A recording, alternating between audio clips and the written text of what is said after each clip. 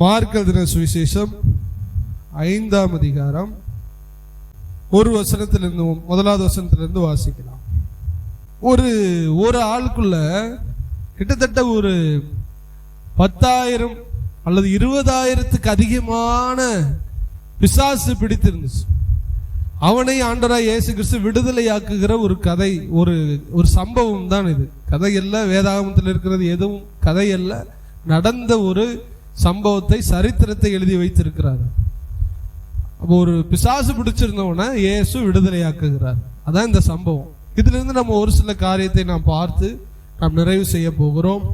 First, இவன் யார், இவன் எங்கே இருக்கிறான் அப்படின்னா, இவனை எப்படி ஆண்டவர் சந்திச்சார் அப்படின்னு சொல்லணும்னா, ஒரு ஆளாக இவனை சந்திப்பதற்காக, இவன் ஒரு ஆளை சந்திக்கிறதுக்காக ஆண்டவராகிய இயேசு கிறிஸ்து 12 சீசர்களோடும் தானும் சேர்த்து 13 பேராய் துரிதமாய் ஒரு போட்டை எடுத்துட்டு வர்றார். இதற்கு முன்பாக அவர் இன்னொரு இடத்துல இருக்கிறார். இன்னொரு இடத்துல இருந்து விதைக்கிறவனுடைய ஓமைகளை பற்றி பேசி கொண்டிருக்கிறார். பேசிக்கிட்டு இருந்தவர் ஜனங்கள் எல்லாவற்றையும் அப்புறப்படுத்தி, டக்குன்னு போட்டை எடுங்க, எல்லாரும் கிளம்புங்க, நம்ம ஒரு இடத்துக்கு போகணும்னு சொல்லிட்டு வேகமா போற வழியில புயல் அடிக்கிறது. இவர் தூங்குகிறார். அப்புறம் எழுந்து அதை காற்றையும் கடலையும் அதட்டி போடுறாரு. அதெல்லாம் நடக்குது. ஆனா வேகமா அந்த சம்பவம் நடக்கிறத நம்ம பார்க்க முடியும். இன்னும் இதே வசனம் இன்னொரு இடத்துல இருக்கும்போது அவர் துரிதப்படுத்தினார் அப்படின்னு. என்ன பண்ணார்? அவரு துரிதப்படுத்தினார். ஜனங்களை, அந்த 12 பேரையும் வேமாயிரு சீக்கிரம் போகணும் அப்படின்னு மக்களையும் ஒதுக்கினார். போதும், உங்கள்கிட்ட ஊழியம் பார்த்தது போதும், நான் அடுத்து கிளம்பணும் அப்படின்னு சொல்லிட்டு வேகமா துரிதப்படுத்துறத நம்ம பார்க்க முடியும். இவ்வளவு சம்பவமும் ஏன் நடக்கிறது? ஏன் துரிதப்படுத்துகிறார்? ஏன் 13 பேர் தேவை? ஏன் காற்றையும் கடலை அதட்டி தீவிரமா அந்த இடத்துக்கு போகணும்னு பார்த்தா, அங்க ஒரு 10,000 பேரை ரட்சிப்புக்குள்ள நடத்தவா போறாரு அப்படின்னு பார்த்தா, ஒரே ஒரு ஆளை சந்திக்கும்படி போனார்.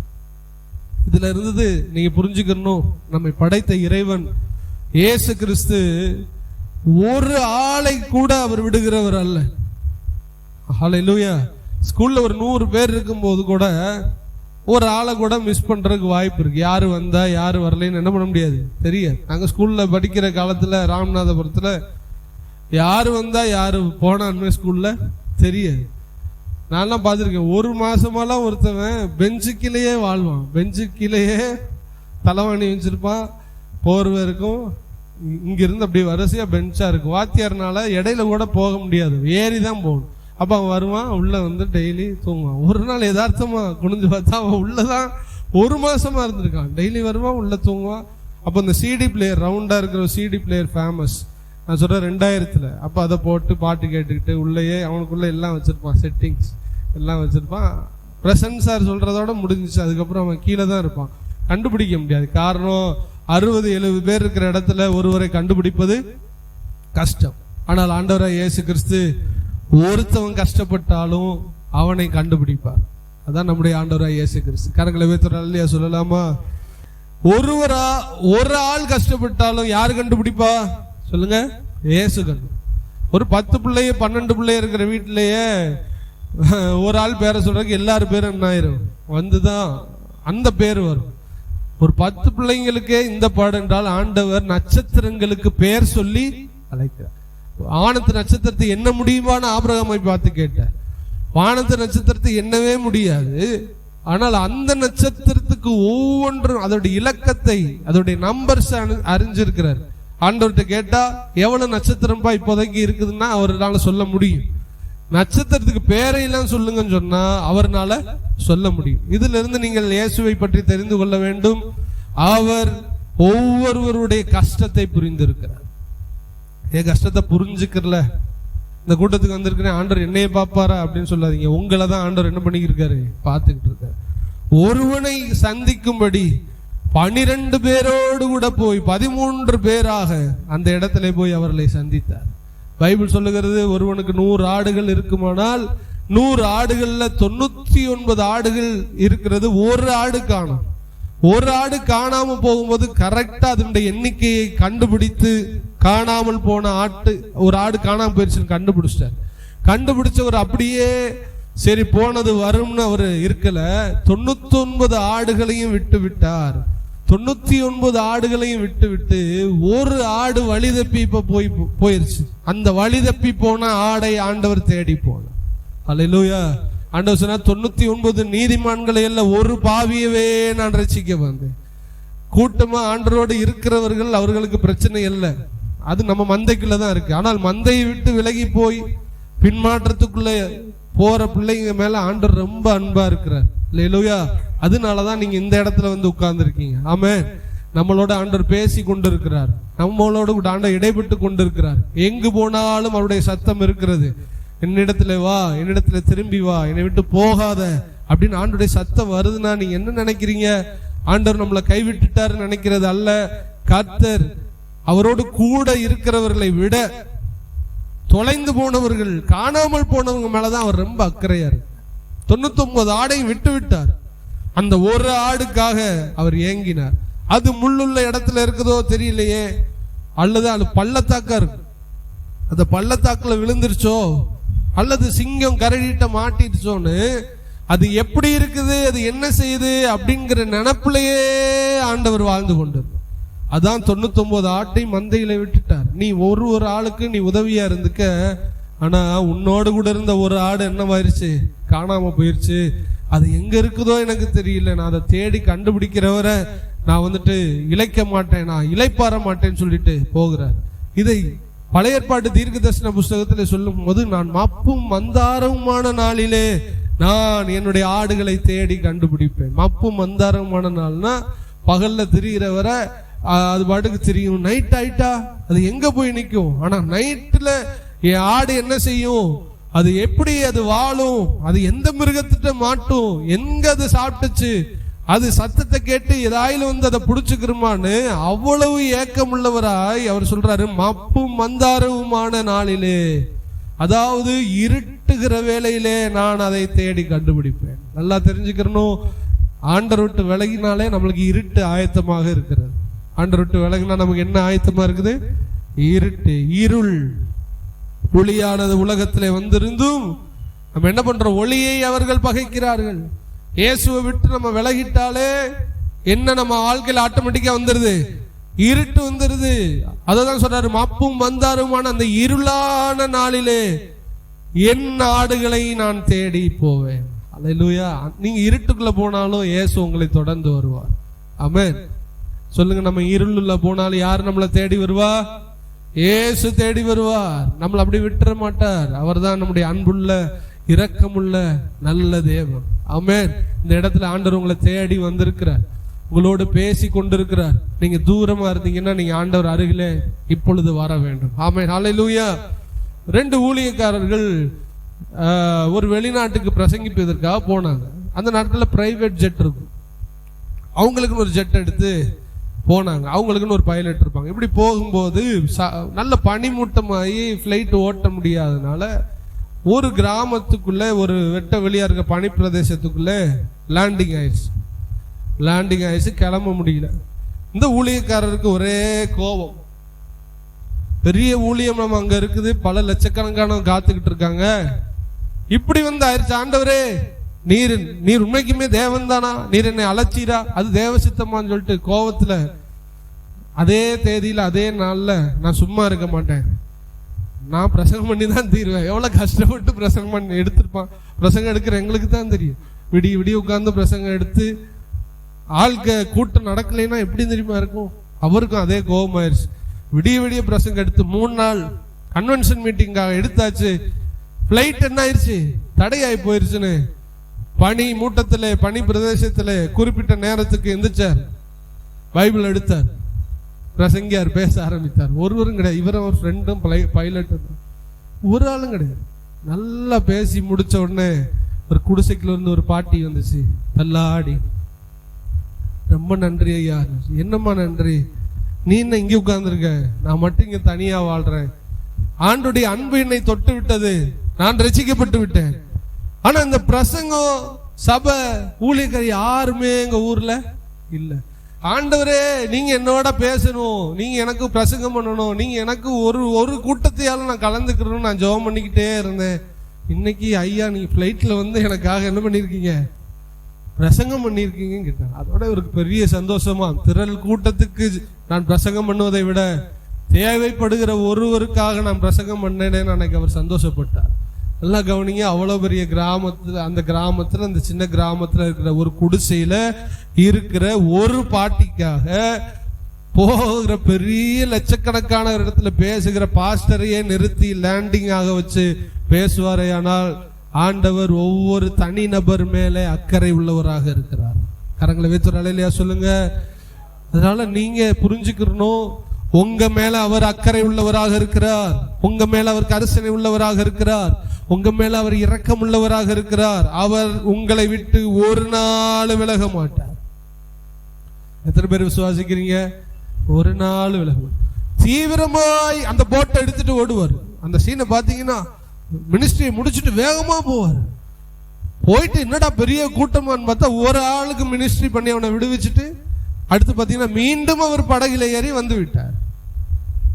அவங்களுக்கு ஏற்கனவே சொல்லியிருப்பேன், இங்க இருந்து நிறைய செலவு பண்ணி ஒரு ஊருக்கு போக, வாடகைக்கு ஸ்பீக்கர்லாம் வாங்கிட்டு போக, எல்லாத்தையும் எடுத்து வச்சு மாடி மேலையெல்லாம் ஸ்பீக்கரை ஏற்றி கடின உழைப்பு. என்னோட ஒரு 5-6 பேர் வந்தாங்க. 2016 எல்லாம் செஞ்சு முடிஞ்சுக்கிட்டு இருக்க, ஸ்பீக்கு ஆம்பிளிஃபையர் எரியுது, தீப்பத்தி எரியுது, மழை பெய்யுது, ஒரு ஆளையும் காணோம். ஒரு 2 பொம்பளை உட்கார்ந்துருக்கு. இங்கிருந்து எங்க கமுதியெல்லாம் தாண்டி ஆண்டவர் இதுக்கா நான் இங்க வந்தேன் அப்படின்னு சொல்லும்போது ஆண்டவர் எனக்கு காண்பித்த வசனம் இதுதான். இதுக்கா வந்தேன்னு சொல்லாத, இந்த 2 பேருக்காக தான் நீ வந்த. அந்த 2 பேர் ரொம்ப ரொம்ப நமக்கு முக்கியம். ஆண்டவர் ஒவ்வொரு ஆள் மேலையும் முக்கியமாய் அவருடைய பார்வையை வைத்துக் கொண்டிருக்கிறார். உங்க மேல கர்த்தர் கவனமுடையவராய் இருக்கிறார். அல்லேலூயா. உங்கள் மேல அவர் இரக்கமுள்ளவராய் இருக்கிறார். உங்களை அவர் விட்டு விலகல, உங்களை தூரமாகல, உங்களை கண்டுக்கிறாம இல்ல, உங்களை அவர் மறந்துடவும் இல்லை. சொல்லுங்க, ஆண்டவர் உங்களை மறக்கவே இல்லை, அவர் உங்கள் மேல நினைவாகவே இருக்கிறார். சங்கீதத்தின் புஸ்தகம் 40:17 நமக்கு இது ஆதாரமாக தருகிறது. நான் சிறுமையும் எளிமையுமானவன், கர்த்தரோ என் மேல் நினைவாய் இருக்கிறார். தேவரீர் என் துணையும் என்னை விடுவிக்கிறவருமாய் இருக்கிறீர். என் தேவனே தாமதியாத. அல்லேலூயா.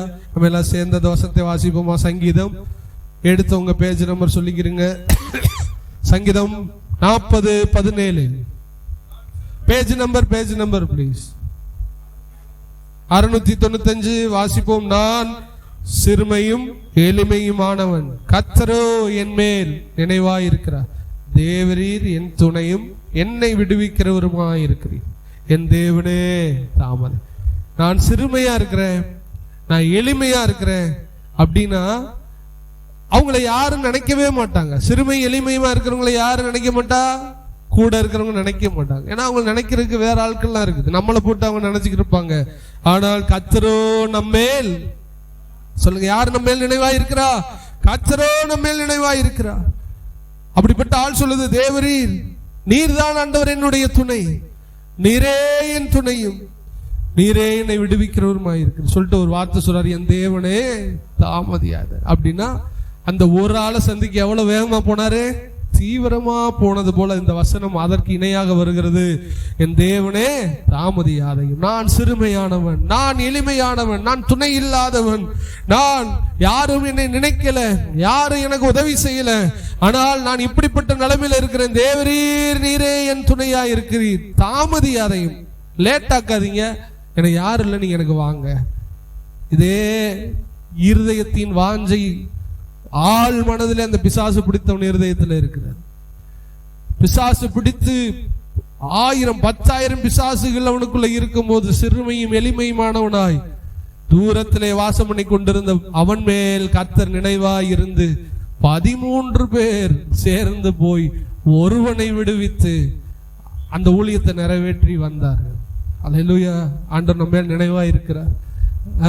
அவர் லேட்டாக்க மாட்டார், தீவிரமா வந்து உங்க குடும்பத்துக்கு கர்த்தர் உதவி செய்வார். நம்ம ஆண்டவருடைய கிருபையை மட்டும் சார்ந்திருக்கணும். ஆண்டவரே, இந்த வார்த்தை சொன்னா, சிறுமையும் எளிமையுமானவன் நீர் என் மேல் நினைவாயிரும், என்னை காப்பாற்றும், எனக்கு துணை செய்யும், தாமதியாதை. லேட்டாக்காதீங்க, சீக்கிரம் வாங்கன்னு சொன்னா துரிதமாய் வந்து உங்களை என்னை கர்த்தர் விடுவிக்க உண்மையுள்ளவராய். இந்த ஜெபம் எப்பொழுதும் உங்கள் இருதயத்தில் வந்து கொண்டே இருப்பதா. ஆமென், ஹல்லேலூயா. அப்ப இவனை எப்படி சந்திக்கிறார்னா, இவன் ஒருவனா இருக்கும் போது கர்த்தர் சந்திக்கிறார். இவனுடைய பிரச்சனை என்ன எல்லாம் தெரிஞ்சுதான். ஆனா வேத வசனத்தை நம்ம கொஞ்சம் ஆழ்ந்து படிக்க வேண்டியது இருக்கிறது. இவனுடைய நிலைமை என்ன? 5ஆம் அதிகாரம், எல்லாரும் சொல்லும் போது வேதத்தை எடுத்துக்கொள்ளுங்கள். மார்க் 5ஆம் அதிகாரம் 3வது வசனத்தை வாசி.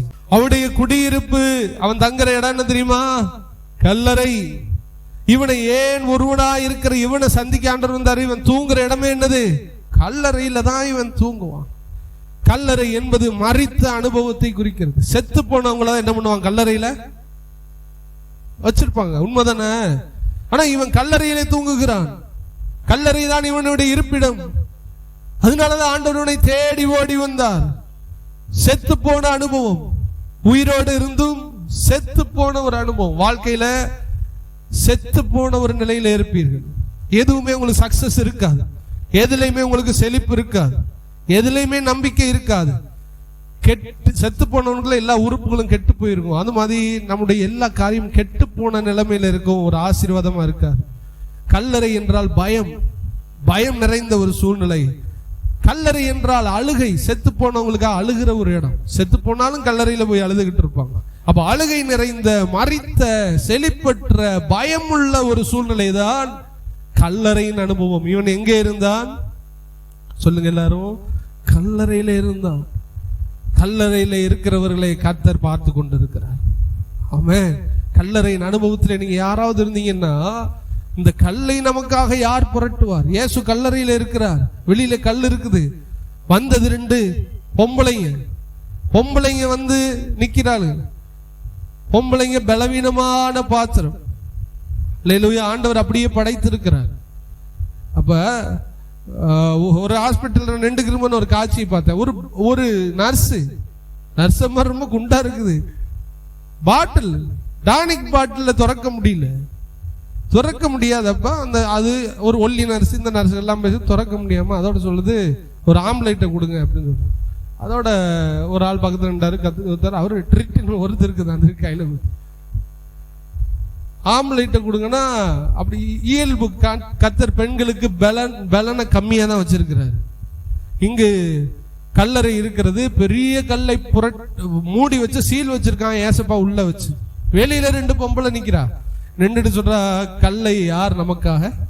பாவம், கல்லை கூட உருட்டம்ல, தடவிக்கிட்டே நிக்கிறாரு. அத கல்லை வச்சு சீல் வச்சு நிக்குது கல்லு. சேவகர்கள் வெளியில நிக்கிறாரு. கல்லை புரட்ட முடியல. நம்ம வாழ்க்கையிலையும் செத்து போன நிலைமையில இருக்கிற கல்லை புரட்ட உங்களாலும் என்னாலும் முடியாது. எத்தனை பேர் ஏத்துக்கிறீங்க? நம்ம மரண வாசலில் இருக்கிற கல்லறையின் கல்லை, நம்மளுடைய வாழ்க்கையை பூட்டி போட்டிருக்கிற கல்லறையின் கல்லை உங்களால் புரட்ட முடியாது. இதை புரட்டும்படி யார் நமக்காக வருவார் என்று சொல்லும்போது ஒரு தூதன் வந்தா கல்லை புரட்டி அப்படி வந்த தூக்கி எரிஞ்சிட்டான். அப்படி கப்பன் சாசல இருக்கிற தட்டு மாதிரி தூக்கி கல்லை தூக்கி எரிஞ்சிட்டான். கர்த்தருடைய ஆவியானவர், கர்த்தருடைய பிரசன்னம் உங்க குடும்பத்துல வந்தா அடைக்கப்பட்ட வாசல் நிச்சயமா உங்க குடும்பத்துல திறக்கும். மரித்து போன உங்கள் நிலைமைகள் எல்லாம் மாறும். மகிழ்ச்சியற்ற, செழிப்பற்ற நிலைமைகள் எல்லாம் உங்களுடைய வாழ்க்கையில கர்த்தர் மாற்ற உண்மை உள்ளவராக இருக்கிறார். அப்ப முதலாவது இவன் கல்லறையிலே இருக்கிற அனுபவம். நீங்களும் உங்க யாராயில் அப்படி இருந்தா ஆண்டவர் சொல்றார், இன்னைக்கு உங்க கல்லறை வாசலை நான் திறப்பேன்னு கர்த்தர் சொல்லுகிறார். ஒரு அல்லேலூயா சொல்லுங்களேன். உன் கல்லறையை நான் திறப்பேன், அவருடைய கல்லை புரட்டி போடுவேன். உள்ளே இருக்கிறது ஜீவனுள்ள தேவனுடைய குமாரன். அவரை எந்த மரணமும் பூட்டி வைக்க முடியாது. அவர் வெளியிலே வருகிறவர். அவர் உங்களுக்குள் இருந்தால் உங்களையும் வெளியிலே கொண்டு வருவார். இயேசு உங்களுக்குள்ள இருந்தா கல்லறையிலே இருக்கிற உங்கள் அனுபவம் இப்பொழுது மாறும். நீங்க செத்தே போனாலும் இயேசு வரும்போது உங்க கல்லறையை கர்த்தர் திறந்து உயிரோடு கூட இருந்திருக்க போடுவார். ஒரு கிறிஸ்தவனுக்கு சாவு கிடையாது. கிறிஸ்தவன் சரீரம், அவருடைய ஆன்மா பாதாளத்துக்குள் இறங்குவதில்லை. கர்த்தர் பாதாளத்திலிருந்து காப்பாற்றி நம்மை உயிரோடு கூட எழுப்புகிறவர். ஒரு கிறிஸ்தவன் பூமியில வாழும் போது நாரி போன நிலைமையில இருக்க தேவையில்லை. இரட்சகர் இயேசு அவனுடைய மரணத்தின் அனுபவத்தை, கல்லறையின் அனுபவத்தை, செழிப்பற்ற அனுபவத்தை, பயமுள்ள ஒரு அனுபவத்தை மாற்ற உண்மை உள்ளவராய் இருக்கிறார். விசுவாசிக்கிறவங்க கரங்களை வைத்து சத்தம் ஒரு அல்லேலூயா சொல்லுவோமா? உடைய வாழ்க்கையிலும் கர்த்தர் கல்லறையின் அனுபவத்தை மாற்ற உண்மை உள்ளவராய் இருக்கிறார். 2வது 5வது அதிகாரத்துல 9வது வசனத்தை வாசிக்கும் போது இவன் யார் என்றால் 9வது வசனம்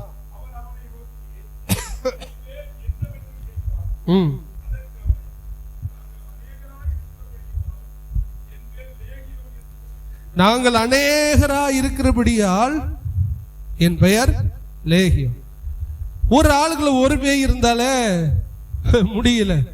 இவனுக்கு எத்தனை பேர் இருந்துச்சுன்னு? அநேக பேய், அநேகர். லேகியோன் என்றால் 6000 ஒரு படை, 12000 ஒரு படை, செட்டா ஒரு குரூப்பா வச்சு ஒரு சேனையாக வச்சிருப்பார். அதுக்கு லேகியோன் என்று அழைப்பார். ஒவ்வொரு இந்த படை அந்த படைன்னு சொல்றாங்களா, ஒரு சேனை, அது போல ஒரு குரூப் ஆஃப் சோல்ஜர்ஸ், ஒரு ஒரு சேவகர்களின் கூட்டம். அதை தான் லேகியோன் என்றவர்கள் பெயரிடுவார். இங்க சொல்ற நாங்கள் அநேகராய் இருக்கிறபடியால் நாங்கள் யாரு? லேகியோன். இவனுக்குள்ள எவ்வளவு பேய் இருந்துச்சு? ஒரு பேய் அல்ல, 2 பேய் அல்ல, கிட்டத்தட்ட கணிப்பின்படி 6000 அல்லது 12000 பேய் இருந்துச்சு. 6000 அல்லது 12000. தூத்துக்குடியில ஒரு அம்மா பேய் பிடிச்சிருந்தாங்க. ஆண்டவர் கிருபையில விரட்டுறோம், அவங்க திரும்ப இடம் கொடுத்தாங்க. பேய் எப்ப தெரியுமா பிடிக்கும்? நீங்க சோகமா இருக்கும் போது பேய் பிடிக்கும். இவனு போய் விரட்டுறது, அந்த அக்கா போய் தனியா உட்காந்து அழுதுகிட்டே இருக்கு, விரட்டுறது, அழுதுகிட்டே இருக்கு. ஒரு பேய் இருந்துச்சு நான் போகும்போது, 2வது இடம் போகும்போது 4 பேய் இருக்கு. 4வது பேய் இருக்கும்போது அது நான் உள்ள பேச கச்சமுச்சான் அவங்களுக்குள்ள சண்டை நடக்குது. விரட்டும் போதே ஒவ்வொரு பேயா பேசுது. பேசும்போது உள்ள இருந்து கேரக்டர்லாம் மாறி மாறி பேச. அப்ப சொல்லுது, நாங்க 4 பேர் இருக்கோம், இவனை நாங்க என்ன பண்ணுவோம், இவளை கூப்பிட்டுட்டு போகாம என்ன பண்ண மாட்டோம், விட மாட்டோம். சவால் விட்டுச்சு. விரட்டு ஒரு நைட்டு ஃபுல்லா இருந்து அந்த பேய் போனாலும் இவர்கள் போய் சோகத்துல உட்கார்ந்துருவாங்க. பேய் என்ன ஆயிரும்? அதான் சொல்றாரு, எப்பொழுதும் சந்தோஷமாயிருங்கள் சந்தோஷமாயிருங்கள் என்று நான் உங்களுக்கு சொல்றேன். இல்லையா? இப்ப ஒரே கேள்வி, சோகமா இல்லைனாலும் நாளைக்கு விடியுமா விடியாத? நீ சோகமா இருந்தாப்புல ஏதாவது மாத்தி விடிய போதா? சோகமா இருந்தாலும் அதேதான், சந்தோஷமா இருந்தாலும் அதே. ஒரு பயம், அவ்வளவுதான். நாளைக்கு சந்திக்க போவது. இந்த தூக்குத்தண்டனை கைதியை போடுவாங்க. அவனுக்கு சாக போறேன்னு சொன்ன உடனே அவன் ரொம்ப துள்ளிடுவான். அவனுக்கு தெரியும் எப்படி நம்ம என்ன பண்ண போறோம், சாக போறோம்னு சொல்லிட்டு ஜெயில் கம்பியை பிடிச்சிட்டு கெட்ட வார்த்தையில கிழிப்பான் வர்றவன பிள்ளாடு அவனை இவனை. ஏன்னா இதுக்கு மேல என்ன என்ன பண்ண முடியும்? ஒன்னும் செய்ய முடியாது. எப்படி எனக்கு தூக்கு தண்டைய கொடுத்துட்டேன், இதை நான் போட போறேன், அவனை இவனேன்னு சொல்லிட்டு எல்லா ஜட்ஜு கிச்சு எல்லாருக்கும் கிழிக்கும். தீர்ப்பு எழுதணும்னே கிழிக்க ஆரம்பிச்சோம். ஏன்? நடக்கிறது நடக்கட்டும், கிழிக்கிறத கிழிப்போம். அப்படி இருக்கும்போது நடக்கிறது நடக்க போது நீங்க ஏன் சோகமா இருக்கீங்க? நமக்கு ஆண்டவர் எல்லாவற்றையும் நன்மையாகவே செய்வார். நம்ம சிரிச்சுக்கிட்டே சந்தோஷமாக நாளைக்கு நடப்பது நாளைக்கு நடக்கட்டும், கர்த்தர் நம்மோடு கூட இருக்கிறார். அல்லேலூயா. நாளையும் விடியதான் போகிறது, நாளைக்கு மத்தியானம் வரதான் போகுது, நாளைக்கு சாயந்தரம் தான் ஆக போகிறது. அல்லேலூயா. எல்லா நாளும் நமக்கு ஒரே நாளாகத்தான் அமைய போகிறது. அதின் பாடுகள் அந்த நாளைக்கு போதும். அந்த நாள் விடியும் போது அந்தந்த நாள் அதனுடைய காரியம் வரட்டும். நம்ம தேவையில்லாம எதையும் நினைச்சு துக்கப்படக்கூடாது, கவலைப்படக்கூடாது. ஆண்டவர் சொல்ற, எப்பொழுதும் சந்தோஷமாயிரு. அல்லேலூயா. 6000 பேய், 12000 பேய். இப்ப 4 பேய் உள்ள இருந்து சவால் விட்டுச்சு, இவளை யாரும் காப்பாற்றவே முடியாது, நாங்க கூப்பிட்டு போய் தான் தீரும். எவ்வளவோ ஜெபம் பண்ணோம். ஒரு 2-3 நாள் இல்ல 15 நாள் இருக்கும்னு நினைக்கிறேன். நியூஸ் வந்துச்சு, சூசைட், போய் தூக்கு போட்டு செத்து போச்சு. சொன்னது போலவே அந்த ஆவி கொண்டு போன. கவலைக்கு இடம் கொடுக்கவே கூடாது. அப்ப 4 பேய்க்கு ஒரு ஆள் தாங்க முடியல. இங்க 12000 பேய் பிசாசு உள்ளே ஒரு பெரிய கூட்டமாய் உள்ளே இருக்கிறது. ஒருவனுக்கு அவன் எப்படி தாங்குவான் சொல்லுங்க? அவன் எப்படி தாங்குவான்? 6000 பேர், 12000 பேர் பேய்கள் உள்ளே இருந்தது. இயேசு அவன் மேல் இரக்கமுள்ளவராய் அவனை தேடி வந்தார். அல்லேலூயா. உங்க வாழ்க்கையிலையும் ஒருவேளை 6000 பேய் இல்லாமல் இருக்கலாம். 6000 பிரச்சனை நமக்கு என்ன இருக்கு? 6000 பிரச்சனை இருந்தாலும், நிறைய பிரச்சனைகள் இருந்தாலும் அதை மாற்றக்கூடியவர் ஆண்டவராகிய இயேசு கிறிஸ்து. சொல்லுங்க, என்னுடைய எல்லா பிரச்சனைகளையும் மாற்றக்கூடியவர். தாவீது சொல்றான், நான் கர்த்தரை தேடினேன், அவர் என்னை எல்லா பயத்துக்கு, எல்லாம்னா என்ன சொல்றாரு? ஒரு பயம் இல்லையா, 2 பயம் இல்லையா, என் வாழ்க்கையே பயம்தான். அவ்வளவு பெரிய தேவ மனுஷனுக்கு பயம் துரத்தி கொண்டிருக்கிறது. துரத்துற சவுலப்பா சொல்றாரு, ஏன்பா இந்த தெல்லுப்பூச்சியவா துரத்த வந்தீர், இந்த செத்த நாயவா நீர் துரத்துக்க வந்தீர், என்ன ஏன்பா துரத்துறீங்க, இப்படி ஒரு மான வேட்டையாடுற போல நீ என்ன வேட்டையாடுறீரு. அங்க ஒரு பயம், இங்க பயம், எல்லா இடமும் பயத்தால் இருந்தது. தாவீதுக்கு அதுல ஒரு சொல்யூஷன் கிடைச்சிச்சு. நான் தேவனை கர்த்தரை தேடினேன், அவர் என்னை சொல்லுங்க எல்லா பயத்துக்குன்னா வாழ்க்கையில் இருக்கிற எல்லா வெரைட்டியான துன்பங்களுக்கு என் ஆண்டவர் என்னை காப்பாற்ற உண்மையுள்ளவராய் இருக்கிறார். எப்பொழுது நான் ஆண்டவரை தேடும் பொழுது எல்லா பயத்திற்கும் என்னை அவர் நீங்களாக்கி ரட்சி. எதை நினைச்சு பயந்துகிட்டு இருக்கீங்க? எதிர்காலத்தையா, உங்களுக்கு இருக்கிற நோயையா, உங்களுக்கு இருக்கிற கடன் பிரச்சனையா, உங்களுடைய பிள்ளைகளை நினைச்சா? பயப்படவே பயப்படாதே. பயம் என்பது பிசாசினால் கொண்டு வரப்பட்ட ஒரு ஆயுதம்.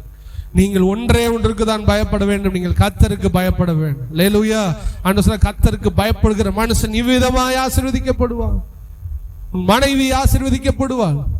இந்த வசனத்தை பாருங்க. ஏன் பயத்தை உள்ள வச்சிருக்கீங்க? இந்த வசனத்தை பாருங்க. கர்த்தருக்கு பயப்படுற மனுஷன் இவ்விதமாய் ஆசீர்வதி, உன் கையின் பிரயாசத்தை கர்த்தர் ஆசீர்வதிப்பார். நான் ஆண்டவருக்கு பயந்தா போதும், என் கை பிரயாசத்தை ஆசீர்வதிப்பார், என் பிள்ளை ஆசீர்வதிப்பார், என் மனைவி ஆசீர்வதிப்பார், என் சந்ததியின் சந்ததியை காணும்படி கர்த்தர் உதவி செய்வார். பைபிள்ல இருக்குதுன்னா எத்தனை பேர் வேத சத்தியம் எத்தனை பேர் நம்புறீங்க உண்மைன்னு? ஆண்டவருக்கு நீங்க பயந்துருக்கீங்கல்ல. ஆண்டவர் சொல்றாரு, உன் சந்ததியை நீ பாப்ப. அப்படின்னா உங்க வயசு நிறை முடி வர்ற வரைக்கும் கர்த்தர் உங்களை காப்பாற்றுவார். நிறை முடி வர்ற வர கர்த்தர் உங்களை காப்பாற்றுவார். சொல்லுங்க ஆண்டவர் பார்த்து இப்ப சொல்லுங்க, ஆண்டவரே என் சந்ததிகளை நான் பார்க்க போகிறதுக்காக நன்றி. சொல்லுங்க, என் சந்ததிகளை நான் பார்க்க போகிறதுக்காக நன்றி. முதிர் வயது வரை நீர் என்னை காப்பாற்ற போகிறதுக்காக நன்றி. ஆண்டவரே உங்களுக்கு பயப்படுற எனக்கு நீர் தீர்க்காயுசை தரப்போகிறதுக்காக நன்றி. ஹல்லேலூயா. அப்ப ஆண்டவருடைய வசனத்தை தான் நீங்க எடுத்துக்கணும். பிசாசுடைய சத்தத்தை நீங்க என்ன பண்ணக்கூடாது, எடுத்துக்கிறவே கூடாது. என்ன சொன்னா, பழத்தை சாப்பிடும் போது ஏவாள்கிட்ட பொய் சொன்னா, நீ சாக மாட்ட. ஆண்டவர் சொன்னா, நீ சாகவே சாவ. எது நடந்துச்சு? அவ ஆத்துமாவிலே செத்தாள். ஏவாள் வயசாகி செத்தாள். எது நடந்துச்சு? தேவன் சொன்னதே நடந்தது. அவர் சாவா என்றா செத்துருவோம், உயிரோட இருப்பா உயிரோட இருப்பான். அவர் சொன்னதுதான் நடக்கும். பைபிள் சொல்லுது, அவருக்கு பயந்தா நீ உயிரோட கூட இருப்ப, தீர்க்காயுசை கர்த்தர் உனக்கு தருவார். இதை நம்ப போறீங்களா? உங்க மனசுல பிசாசு போடுற சத்தத்தை நம்ப போறீங்களா? இல்ல நீ செத்துருவ, இல்ல உனக்கு ஒரு மாதிரி இருக்கு, இல்ல உன் குடும்பம் இப்படி ஆயிரும், இல்ல நீ தோத்து போயிருவ, இந்த சத்தத்துக்கு கீழ்ப்படிய போறீங்களா? பைபிள்ல இருக்கிற ஆண்டவருடைய சத்தத்துக்கு கீழ்ப்படிய போறீங்களா? நமக்குள்ள இருந்து வருகிற சத்தம் பிசாசுடைய சத்தம். கர்த்தர் எழுதி கொடுத்தது, அவர் வாயிலிருந்து புறப்பட்ட ஒரு சத்தம். அதுவே நிலை நிற்கும். பிசாசுடைய சத்தமா இருந்தாலும் சரி, நீங்க நினைச்சதா இருந்தாலும் சரி, அது நடக்காது. தேவன் நியமிச்சதே நடக்கும். கரங்களை வைத்து சொல்லுங்க. அப்ப 6000 12,000 பிசாசுகள் உள்ளே இருந்துச்சு. நீங்களும் அநேக பிரச்சனையில இருக்கலாம். உங்களை சந்திக்க ஆண்டவர் வருவார். அல்லேலூயா. மீண்டும் 5வது அதிகாரத்துல 4வது 5வது வசனத்துல இவன் எப்படிப்பட்டவன் என்கிறது இன்னொன்னு பாருங்க. இவன் அநேக பிசாசுகள் பிடிக்கப்பட்டிருந்தவன். இவன் எவ்வளவு கஷ்டப்பட்டான்னு மட்டும் உங்களுக்கு அதை காண்பிக்க நான் விரும்புகிறேன். அதை நீங்க வரிசையை நீங்க பாத்தீங்கன்னா, அவன் அநேகந்தரம் விலங்குகளினாலும் சங்கிலிகளினாலும் கட்டப்பட்டிருந்தும், எல்லாரும் பாக்குறீங்களா? மார்க் 5:4, அவன் அநேக தரம் விலங்குகளினாலும் சங்கிலிகளினாலும் கட்டப்பட்டிருந்தும் சங்கிலிகளை முறித்து விலங்குகளை தகர்த்து போடுவான், அவனை அடக்க ஒருவராலும் முடியாது. சங்கிலி போட்டு வச்சிருக்கிறான். குறிப்பிட்ட அளவுதான். சில பேர்லாம் பேய் பிடிச்சவங்க சும்மா இருப்பாங்க, ஏதாவது ஜெபம் பண்ண உடனே இப்படி ஆடுவாங்க, அப்புறம் அமைதியாகி பொசுக்குன்னு படுத்துருவாங்க. சில பேயெல்லாம் முடிச்சுச்சுன்னா அவ்வளவுதான், சங்கிலி போட்டு கட்டி வைக்கணும், அத்துரும். இவருங்க சங்கிலியை முறிச்சு விலங்கெல்லாம் தரித்து போடுவான். கையில் இவ்வளவு பெரிய விலங்கு போட்டாலும் பிசாசுக்குள்ள இருக்கிற வல்லமை, அந்த பேலன் என்ன பண்ணும்னா அதெல்லாம் உடைச்சு எரிஞ்சிடும். அல்லேலூயா. நம்ம எனக்கு தெரிஞ்ச ஒரு சகோதரர் இருக்கிறார், அவருடைய மனைவிக்கு பேய் பிடிச்சிச்சு. பேய் இருக்கிறதுல உண்மை. அவங்க ஒல்லியா இருப்பாங்க, இவரு பெருசா இருப்பார், கன்னியாகுமரிக்காரர், நல்லா பெருசா ஒட்டம்பா அப்படி இருப்பார். அவருடைய ஃப்ரெண்டும் அதே போல இருப்பார். ஒரு தடவை ஒரு ஃப்ரெண்டுக்கு போன் அடிச்சு, டே என் மனைவிக்கு பேய் பிடிச்சிச்சுடா, நீ வந்து அவன் அடிக்க வர்றாடா, வந்து காப்பாத்துறான்னு இவர் சொல்ல, அவர் ஃப்ரெண்டு வந்தார். வந்து என்ன என் நண்பனை அடிக்க போறேன்னு சொல்லி இவங்க பேச, உள்ளி அக்கா அவர் இருப்பார் இப்படி, அவங்க கடல் போற எப்படி இருப்பாங்கன்னு பாத்துக்கிறோங்க. அந்த ஏரியாக்காரவங்க இவ்வளவு தண்டி இருப்பார். அவர் ஃப்ரெண்ட் அப்படி இருப்பார். ஃப்ரெண்டை தூக்கி நிறுத்திச்சு, புருஷனை தூக்கி மிதிச்சிருச்சு. இப்படி நின்று ஒரு ஆணு கத்த, பிரதர் அவனோட காலு தரையில இல்ல பிரதர், தூக்கிட்டா அப்படின்னு அவர் பாசிட தூக்கி நிறுத்தி வச்சிருக்கா. பயந்துட்டேன். அப்படியே இவ்வளவு பெரிய ஆளு தலையில காலை வச்சு கழுத்தை தூக்கி தொங்க விட்டு காலம். ஒரு ஒல்லி ஆளுக்குள்ள பிசாசு உள்ள வந்தா எவ்வளவு பலன் கிடைக்கும். பிசாசுக்கு அவ்வளவு பலன் இருக்கிறது. அதை விட பலன் இரட்சகர் இயேசு கிறிஸ்துவுக்கு இருக்கிறது. அதை நீங்க புரிஞ்சுக்கணும். பிசாசுக்கு பலன் இருக்குது, உண்மைதான். அவன் என் குடும்பத்தை ஆட்டி படைக்கிறான், உண்மைதான். ஆனா அதை விட என்னை படைத்த இறைவன் இயேசுக்கு பலன் இருக்கிறது. சங்கிலி, பெரிய பெரிய சங்கிலிய கெட்டுறான். விலங்கு காப்பு போல போட்டு ஆளை பிடிச்சு வச்சிருக்கிறான். பிடிச்சு வச்சாலும் முடியல. உள்ள பிசாசு ஏறின உடனே ஒரு அடிதான், எல்லாம் அத்துட்டு வந்தோம். ஒருவராலும் அவனை அடக்க முடியாதது ஒண்ணு. அவனை யாருமே அடக்க முடியாது. அடக்கிறதுக்கு ஒருவனும் கிடையாது. அவன் அடக்கிறதுக்கு ஒருவனும் கிடையாது. உங்க குடும்பத்திலையும் சில பிரச்சனைகள் இப்படிதான். மாறவே முடியல பிரதர், மாறவே முடியல, மாற மாட்டேங்குது அப்படின்னு நீங்க இருக்கலாம். அதான் ஒருவராலும் அடக்க முடியாத லேகியோன்.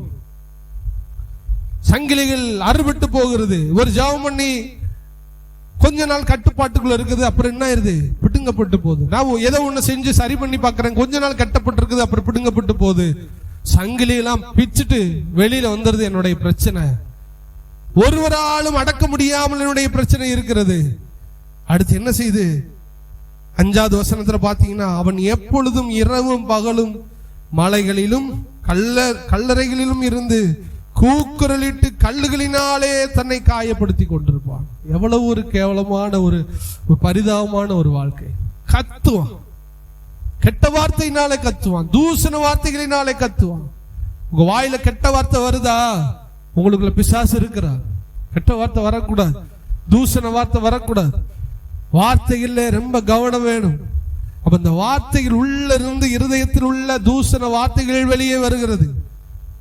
உள்ள இருந்து கெட்ட வார்த்தையா வெளியில கொட்டுறான். பார்த்திருக்கீங்களா? பேய் பிடிச்சவங்க தூசண வார்த்தைகளை சொல்லுவார்கள். ஆள்லாம் பார்க்க மாட்டாங்க. அவனாவது பேய் பிடிச்சு கத்துவான். நம்ம ஆளுக்க பேய் பிடிக்காமலே கெட்ட வார்த்தையில பேசு. வாயிலிருந்து தூசண வார்த்தைகள் வெளியில வர ஆரம்பிக்கிறது. கல்லுகளை எடுத்து காயப்படுத்துகிறான். அவன் சரீரத்தையே குத்தி கிழிக்கிறான். அந்த பேய் பிடிச்சவன் விலங்க தரிச்சு போடுறான். அப்படியே ரத்தம்லாம் சீருகிறது, அப்படியே காயப்படுத்துகிறான். இப்படிப்பட்ட வேதனையில தான் அவன் இருந்தான். ஹல்லேலூயா. இன்று உங்க வாழ்க்கையில நிரந்தர தீர்வு பிரதர். கொஞ்சம் சரியாகுது, அப்புறம் என்ன ஆயிருது, அந்த பிரச்சனை கட்டவிழ்க்கப்பட்டு போகிறது. அதை சமாளிக்கவே என்னால முடியல, அதுல இருந்து விடுதலை எனக்கு கிடைக்கல, அதனால நான் காயப்பட்டு இருக்கிறேன். எத்தனை பேர் இந்த இடத்துல இருக்கிறீங்க? உங்களுடைய காயத்தை ஆண்டவராகிய இயேசு கிறிஸ்து மாற்றுவார். பிசாசு வந்தா உங்க இருதயத்தை காயப்படுத்துவான். உங்க பிரச்சனைகள் இருதயத்தை காயப்படுத்தும், உங்க இருதயத்தை வேதனைப்படுத்தும், உங்களை அழுக வைக்கும், உங்களை கண்ணீர் விட வைக்கும். அவ்வளவு வேதனையோடு கூட இருந்தான். இதான் என்னுடைய நிலைமை. அதான் நான் ஃபர்ஸ்ட்ல இருந்து உங்களுக்கு சொல்றேன். ஒருவனாய் இருந்தான், அநேக பிசாசு இவனுக்குள்ள இருந்தது. யாரால அடக்க முடியல, தன்னைத்தானே காயப்படுத்துகிறவனாய். இப்பொழுது அவன் எப்படி விடுதலையானான் என்று பார்த்து நாம் நிறைவு செய்ய போகிறோம். இப்பொழுது இயேசு இறங்கி வருகிறார், போட்டை விட்டு இறங்கி வருகிறார். தூரத்திலே அவரை கண்டவுடன் அந்த சம்பவத்தை அப்படி நீங்க கற்பனை பண்ணிக்கிறீங்க. அவன் யாருன்னு சொல்லிட்டேன்.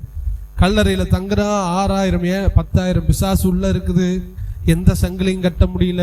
தூசண வார்த்தை பேசி காயப்படுத்தி ஒரு வாலிபன் வாழ்க்கையே வேஸ்ட் ஆகி கிடக்கிறான். கல்லறையில இருள் அடைஞ்சு போய் கிடக்கிறான். இயேசு அவனை தேடி வருகிறார். போட்டை விட்டு இறங்கி அப்படி வர்றாரு பாருங்க. தூரத்திலேயே அவனை பார்த்து விட்டார். பார்த்து விட்டு ஓடி வந்து அவருடைய பாதத்தில் பணிந்து கொண்டான். கரங்களை வைத்து சொல்லுங்க. ஒருவராலும் அடக்க முடியாத அந்த சாத்தான், 12,000க்கு அதிகமான சாத்தானுடைய கிரியைகள் எங்கு மண்டியிடப்பட்டது?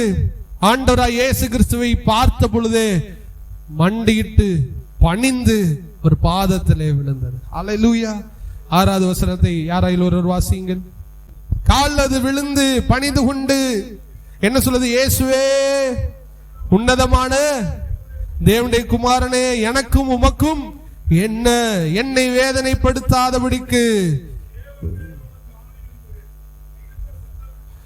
நல்ல கவனிங்க, அவனை யாராலும் விலங்கு போட்டு கட்ட முடியவில்லை. அவன் பேய விரட்ட முடியல. அவனுக்கு யாரும் விமோசனத்தை கொடுக்க முடியல. அவனுக்கு யாரும் விடுதலை கொடுக்க முடியல. ஆனால் இயேசு வந்த பொழுதோ ஓடி வந்து பணிந்தான். பணிந்து சொன்ன, உன்னதமான தேவனுடைய குமாரனே. நல்லா கவனிங்க, இரட்சகராகிய இயேசு கிறிஸ்துவுக்கு மட்டுமே பிசாசின் மேல் அதிகாரம் இருக்கிறது. கரங்களவே துறையா சொல்லுங்க. பேயின் மேல், பிசாசின் மேல், உங்கள் குடும்பங்கள்ல இருக்கிற பிரச்சனைகள் மேல், மரித்த நிலைமையில் மேல் இயேசு கிறிஸ்து மட்டுமே அதிகாரம் உள்ளவராக இருக்கிறார். பணிந்தது ஆண்டவராகிய இயேசு கிறிஸ்துக்கு முன்னாடி உங்களுடைய எல்லா பயங்களும், பிரச்சனைகளும், நோய்களும், பணியும் விசுவாசிக்கிறவங்க அல்லேலூயா சொல்லுங்க. நீ நாள்பட்டு அடிமைப்பட்டு இருக்கிற பிரச்சனைகள் பணியும், உடைய வறுமை பணியும், அது காலில் விழும். இயேசு காலில் அது விழும். உன்னை காயப்படுத்துகிற பிரச்சனைகள் விழும். உன்னை தீர்வே கிடைக்காம இருக்க உங்க பிரச்சனைகள் அவர் பாதத்துல விழும். நீங்க அவர் பாதத்துல விழுந்தா அது உங்க பாதத்துல, சொல்லுங்க, நீங்க அவர் பாதத்துல விழுந்தா அது உங்க பாதத்துல விழும். உன்னதமான தேவனுடைய குமாரனே. பவுல் ஒரு பெண்ணுக்குள்ள இருந்துச்சு பேய். உன்னதமான தேவனுடைய ஊழியரே அப்படின்னு அவ சொன்னான். உன்கிட்ட இருக்கிற அந்த குறி சொல்ற ஆவி வெளியே போட்டுன்னு சொன்னான். வெளியில போச்சு. 2 பேர் இதை பார்த்தாங்க. பவுல் போலையே இவங்களும் ஓடி போய் பேய் பிடிச்சவன்ட்ட இயேசு நாமத்தினாலே போ அப்படின்னு சொன்னான். அது சொல்லுச்சு, இயேசுவையும் எனக்கு தெரியும், இயேசுவை பிரசங்கிக்கிற பவுலை எனக்கு சரி, நீ யாரா இடையில அப்படின்னு சொல்லிட்டு ட்ரெஸ் எல்லாம் கிழிச்சு போட்டுச்சு. ஓடுனா நிர்வாணத்தோடு கூட ஓடினான். நல்லா கவனிங்க, பேய் உங்க குடும்பத்துல, உங்க பிரச்சனைகள் சில குடும்பத்துல பணிய மாட்டேங்குதுன்னா இயேசுவை நமக்கு தெரியல, பவுலையும் நமக்கு சொல்லுங்க. இயேசுவோடு நீங்க இணைஞ்சு வாழ்ந்து ஒரு பிரியமான ஒரு வாழ்க்கை வாழ்ந்தா பிரச்சனைகள் பணியும். நிறைய குடும்பத்துல ஜப குறிப்பு வச்சுக்கிட்டே இருப்போம், ஜப குறிப்பு சொல்லிக்கிட்டே இருப்போம்.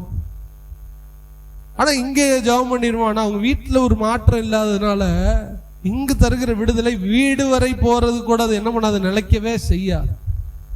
நீங்க குடும்பங்களிலே மாறும் பொழுது உங்களை பிசாசு பார்த்து சாட்சி கொடுக்கணும். நல்லா கவனிங்க, பிசாசு உங்களுக்கு சாட்சி கொடுக்கணும். என்னங்க புதுசா சொல்றீங்க? ஆமா, உங்க எதிர் வக்கீல் யார் தெரியுமா? எதிர்வாதம் பண்ற வக்கீல் யார் தெரியுமா?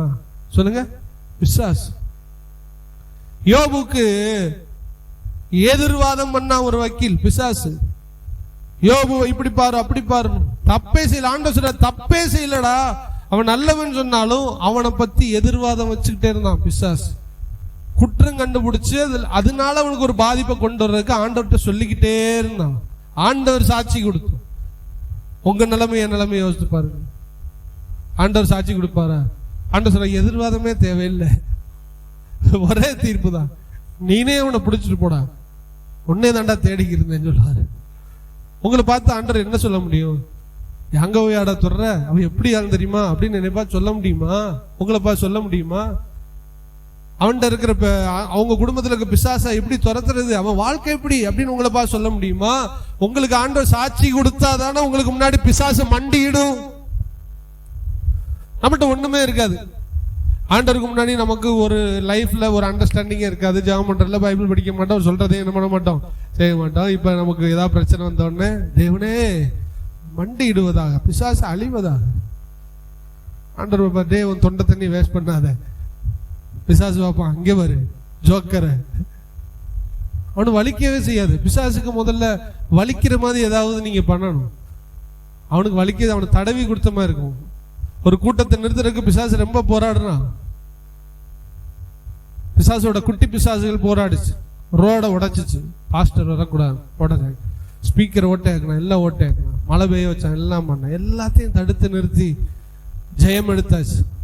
ஜெயம் எடுத்தா குட்டி பிசாசுகள் எல்லாம் போய் பெரிய பிசாசு தலைவா எல்லாம் போச்சு, எல்லா பிளானும் போச்சு, ஒண்ணுமே செய்ய முடியல. கூட்டத்தை கேன்சல் பண்ண. பயப்படாத, பேசுறவனே நம்மால் தான். யாரு பேசுறவனே? நம்மால் தான். அதனால கூட்டம் நடக்க விட்டா என்ன, இவன் நடத்தி நமக்கு என்ன ஆக போகுது, அதனால விடு, கூட்டம் நடத்திக்கிறோம்.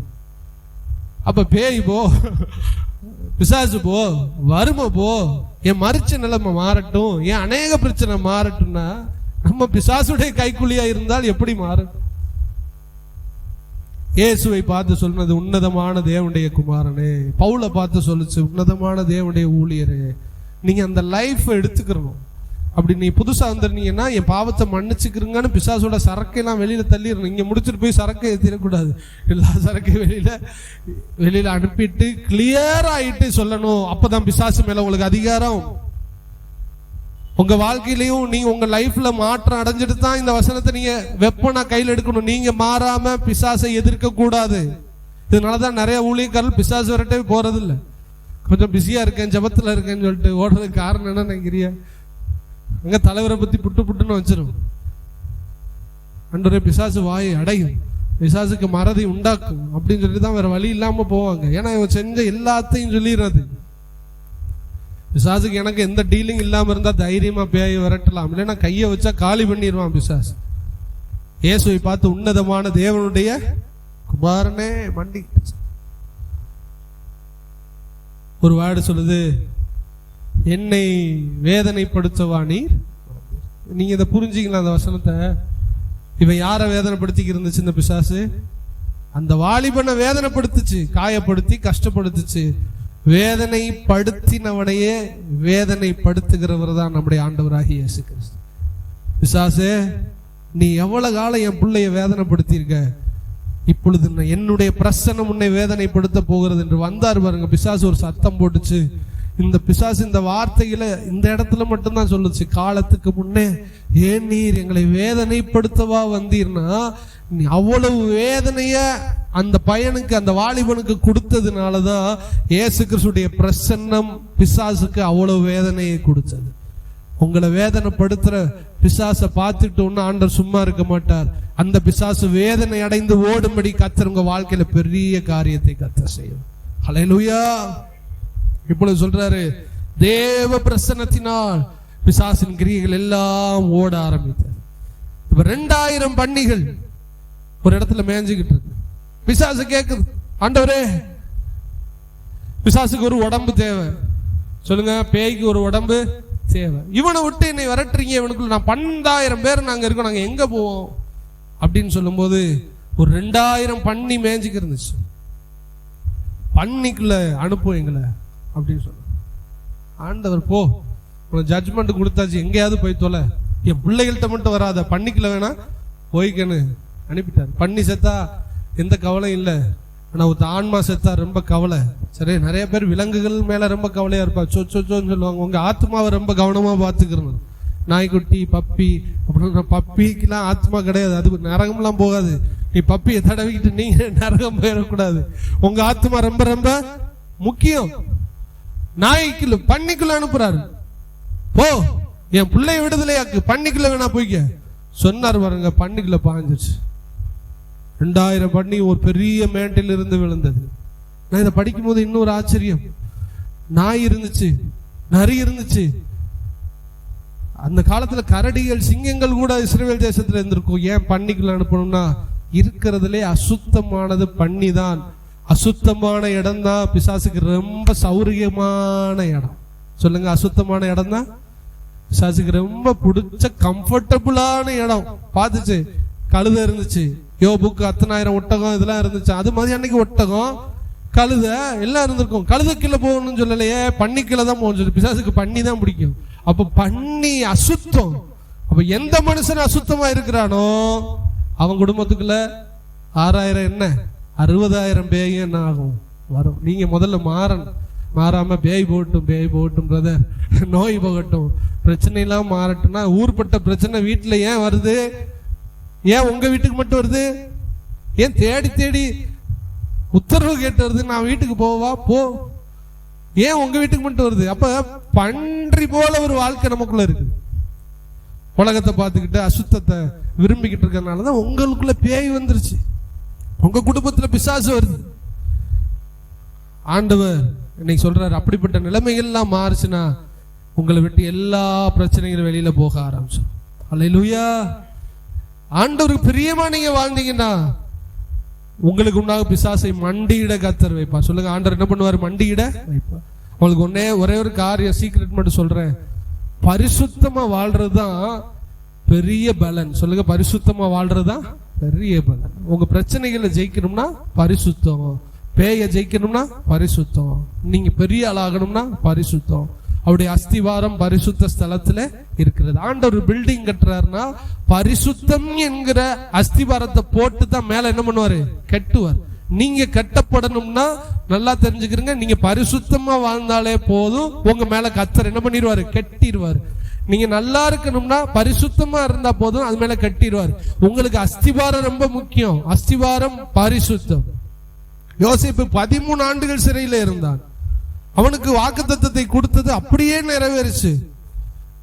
நிறைவேற முடியாத சூழ்நிலை. ஜெயிலுக்குள்ள இருந்தான், அடிமையா இருந்தான், வீடு குட்டிக்கு இருந்தான், பாத்திரம் கழுவிக்கிட்டு இருந்தான், தாடி வளர்த்து கேவலமா இருந்தான். ஆனாலும் சொன்னபடி கர்த்தர் அவனை ராஜாவாக மாற்றினார். எப்படி மாத்தினாரு? அவனுடைய அஸ்திவாரம் எங்க இருந்துச்சு? பரிசுத்த பருவத்தில் இருந்துச்சு. நீங்க எங்க இருக்கீங்கிறது முக்கியம் இல்ல, நீங்க எப்படி இருக்கீங்கிறது தான் முக்கியம். நீங்க ஆண்டரோட மட்டும் இருங்க, பரிசுத்தமான அஸ்திவாரத்தை போடுங்க, உங்க மேல ஆண்டர் கட்ட ஆரம்பிச்சிருவார். அல்லேலூயா. பாவத்துக்கு உடன் போகாதீங்க, ஜெபம் பண்ணுங்க, பைபிள் படிங்க, கூட்டங்களுக்கு வாங்க, ஊழியங்கள்ல ஈடுபடுங்க. ஆட்டோமேட்டிக்கா உங்க குடும்பம் நடக்க வேண்டியது தானா நடக்க ஆரம்பிக்கும். அப்ப இயேசு வருகிறார், பேய் மண்டி இடுகிறது, விடுதலை ஆகிறார். இப்பொழுது அவன் புதிய மனுஷனாய் மாறி வஸ்திரம் தரிச்சு அழகான பிள்ளையா இருக்கிறான். பார்த்தாங்க, இவனாடா பேய் போச்சு, இவன்ட்ட இருந்தா பேய் போச்சு, இவனாதுன்னு சொல்ற அளவுக்கு கர்த்தர் ஆச்சரியமாய் மாற்றி. அல்லேலூயா. நம்முடைய வாழ்க்கையிலும் கர்த்தர் அப்படிப்பட்ட அற்புதங்களை செய்ய போகிறார். நம்ம எல்லாரும் அப்படியே எழுந்திருந்து ஜெபிப்போமா?